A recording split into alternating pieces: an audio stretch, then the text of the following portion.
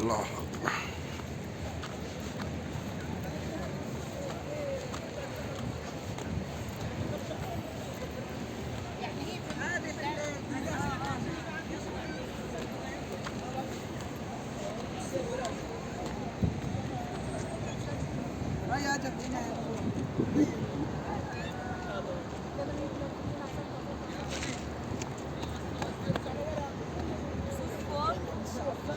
অহুদ পাহাড় 14 কিলোমিটার ব্যাপী দীর্ঘ লম্বায় এবং উচ্চতায় প্রায় 3500 ফিট উঁচু এই অহুদের পাহাড়।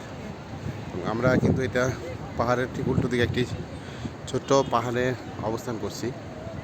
এখানে একটি মসজিদ পরে নির্মাণ করা হয়েছে এবং এখানে পরবর্তীতে বিভিন্ন স্থাপনা। আপনারা জানেন এই অহুদের যুদ্ধ সংগঠিত হয়েছিল ইসলামের দ্বিতীয় যুদ্ধ, যেখানে 70 জন সাহাবী শহীদ হয়েছিলেন এবং যার মধ্যে নবীজির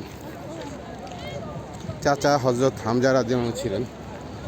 এখানে সাহাবীদের একটু ভুলের কারণে আমাদের এই নবীজির যে নির্দেশনা ছিল এবং সেই নির্দেশনা না মেনে তারা পাহাড় থেকে নেমে পড়ার কারণে কিন্তু ভয়াবহ ক্ষতি সাধিত হয়েছিল এবং এখানে এই যুদ্ধে প্রায় 70 জন সাহাবাকে মর্মান্তিকভাবে শহীদ বরণ করতে হয়েছে এবং আমাদের নবীজির দাঁত মোবারক এখানে শহীদ হয়েছিল এবং নবীজিকে এখানে পাহাড়ের মাঝখানে কিন্তু নবীজিকে পাহাড় আশ্রয় দিয়েছিল যখন নবীজি রক্তাক্ত হয়েছিলেন, দাঁত মোবারক শহীদ হয়েছিল। এবং এখানে এই পাহাড়কে কিন্তু অনেক মর্যাদাপূর্ণ এবং এটা জান্নাতের একটি পাহাড় বলে উল্লেখ করা হয়েছে।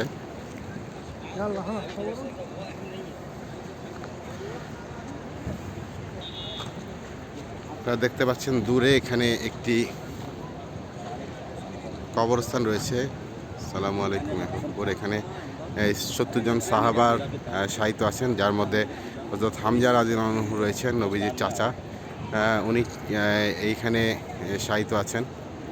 দেখতে পাচ্ছেন একটি এই কবরস্থানের ভিতরে একটি আলাদা বড় কবর রয়েছে, এটি হযরত হামজা রাদিয়াল্লাহু আনহুর কবর এবং এখানে বাকি 70 জন সাহাবী শায়িত রয়েছেন।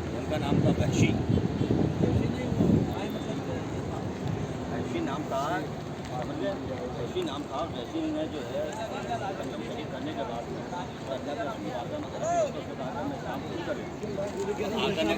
आगे ने कहा कि तेरा इस्लाम हम शुरू कर लेंगे, लेकिन शर्त